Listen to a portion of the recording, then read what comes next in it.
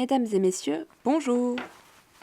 Laissez-nous vous présenter le fruit du mariage entre le cinéma et l'une des plus grandes pièces du théâtre populaire français. Le film Cyrano de Bergerac est le 6e long-métrage de Jean-Paul Rappeneau, sorti en 1990. Si ce n'est pas la première adaptation de la pièce au cinéma, celle de Jean-Paul Rappeneau est certainement la plus marquante. Fidèle au texte de la célèbre comédie héroïque d'Edmond Rostand, Jean-Paul Rappeneau exécute ici l'une des plus grandes prouesses du cinéma français. Salué par la critique, le film reçoit quelques récompenses. César du meilleur film, meilleur réalisateur, meilleur acteur dans un second rôle, meilleur costume, musique, décor, photographie, son, montage. Et puis, l'Oscar de la meilleure création de costume, un Golden Globe et 4 BAFTA. Enfin, Gérard Depardieu reçoit le prix de l'interprétation masculine à Cannes. Pour donner vie à son œuvre, Edmond Rostand s'inspire du libertin et écrivain savinien de Cyrano de Bergerac qui vécut au XVIIe siècle. La tragédie cristallise tous les éléments des films de KPDP. On y côtoie l'amour, Et l'humour, des rendez-vous secrets, et des duels sanglants. mais la force et la beauté de Cyrano résident dans ses joutes verbales. Et ici, Jean-Paul Rappeneau accomplit un véritable tour de force en restant fidèle au texte original. Et ce n'est pas une mince affaire puisqu'il est intégralement composé d'alexandrins. Cyrano manie les mots avec autant de dextérité qu'il manie l'épée. Avec lui, la beauté du mot ne réside pas seulement dans la déclame, mais aussi dans la plume d'une correspondance épistolaire. Au point de devenir le prête-nom d'un jeune cadet.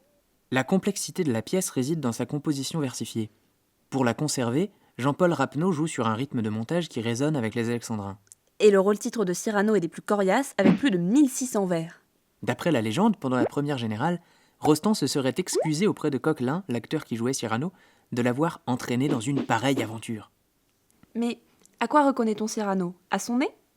Pas seulement à son nez. À son grand nez alors? Il est surtout le symbole d'un panache chevaleresque.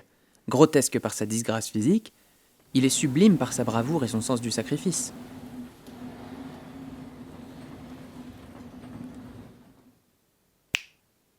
Ah non, c'est un peu court, jeune homme.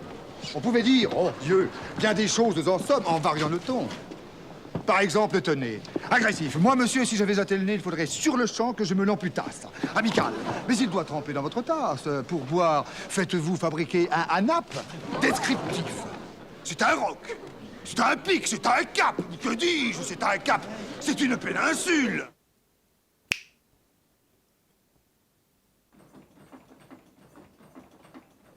Cette tirade du nez nous montre toute la maîtrise du verbe de Cyrano de Bergerac. Jouer ce rôle est presque une revanche pour Gérard Depardieu. Il quitte l'école à 13 ans, pratiquement analphabète, mais demeure malgré tout un amoureux des mots. À moitié bègue, le théâtre sera pour lui le premier lieu d'émancipation artistique. Pour plus de vraisemblance, le film aura nécessité plus de 2000 acteurs et figurants, ainsi que 2000 costumes, dont la moitié a été spécialement confectionnée pour le film. 40 lieux et plateaux de tournage ont été nécessaires, répartis entre France et Hongrie. On peut remarquer toute l'attention portée à la reconstitution historique dans cet extrait.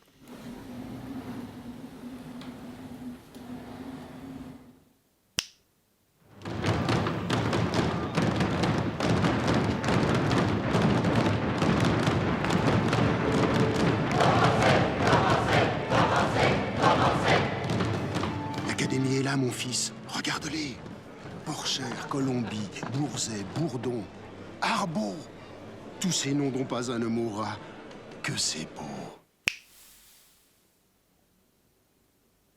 Si ce film est si important pour Jean-Paul Rappeneau, c'est qu'il se situe à la croisée des arts, entre mise en abîme théâtrale et reflet de son expérience en tant que spectateur.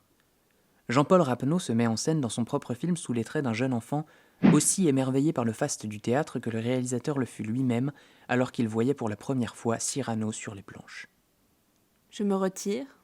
J'espère avoir fait mouche, et que ce film vous touche.